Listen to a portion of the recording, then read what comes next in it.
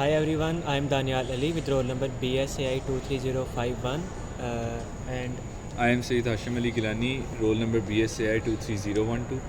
I am Umar Siddiqui, roll number BSAI 23038.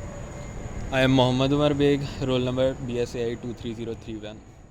अच्छा, तो हमारी बुक में एक सवाल था कि उन्होंने कहा था कि क्लास के तमाम स्टूडेंट्स को ना हमने ग्रुप्स में डिवाइड करना है, और वो या तो ग्रुप 4 स्टूडेंट्स का हो सकता है या 5 स्टूडेंट्स का हो सकता है।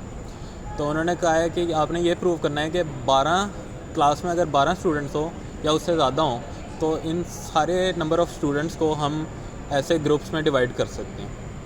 ये प्रूव करना था हमने स्ट्रॉन्ग इंडक्शन से। सो फर्स्ट ऑफ़ ऑल हमने बेस केस तो प्रूव कर लिया ना कि 12 होता है 4 + 4 + 4। इस तरह ना अगले 16 तक केसेस हमारे पास बन जाते हैं, हमने बना लेने हैं क्योंकि ये स्ट्रॉन्ग इंडक्शन है, हमने 1 बाय 1 लेने।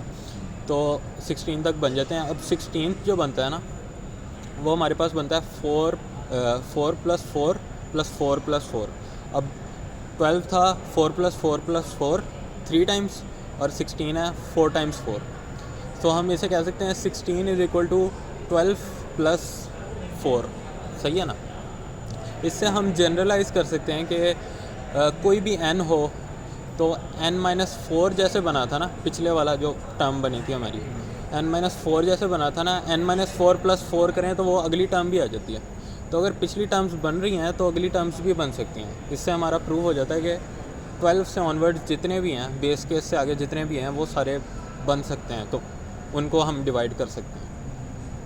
तो यह सवाल था, कोई क्वेश्चन है तो पूछिए। 5 से हम नहीं कर सकते इसको? 5 से मतलब क्या मतलब यार, देख 12, 13, 14, 15 हमने बनाया ना। अब 13 में 4 + 4 + 5 बनाया हमने। अब तो 17 ले लेना। अगर 17 को हमने प्रूव करना है, जैसे मैंने जनरलाइज़ किया, तो n-4 करेगा। 17 - 4 होता है 13। 13 बना था 4 + 4 + 5, तो ये हो जाएगा 4 + 4 + 5 + 4। इसमें 5 भी यूज़ हुआ है। इस तरह यूज़ होगा। 12 हमेशा बेस केस है। 12 उन्होंने कहा है ना बेस केस है, उन्होंने दिया हुआ। और बस मतलब क्विज में मेरा गलत हो गया।